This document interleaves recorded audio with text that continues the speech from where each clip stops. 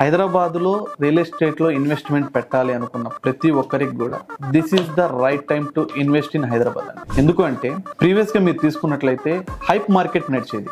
Hype మార్కెట్లో ఏంటంటే ఊహాజనితంగా prices ఉన్నాయి. సామాన్య ఇన్వెస్టర్కి ఇన్వెస్ట్మెంట్ చేయాలి అనుకున్నప్పుడు ఆ బడ్జెట్ క్యాలిక్యులేషన్లో చూసుకున్నట్లయితే హైప్లో ఉంది. అంటే అది కేవలం ఊహాజనితంగా నడిచేది. సో 10,000, 20,000, 30,000, 40,000 ఇలా వెళ్ళాయి.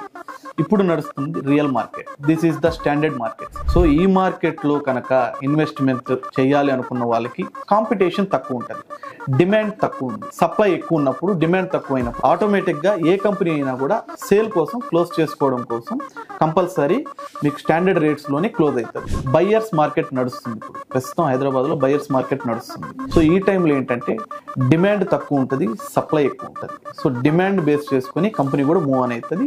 ఈ టైంలో ఇన్వెస్ట్మెంట్ చేయాలి as a investor point of వ్యూలో ఆలోచించినట్లయితే కస్టమర్కి బెనిఫిట్ ఎక్కువ ఉంటాయి. సో ఈ బెనిఫిట్స్ని యూటిలైజ్ చేసుకోగలిగితే యాజ్ ఏ ఇన్వెస్టర్గా మీరు సక్సెస్ అయినట్టు.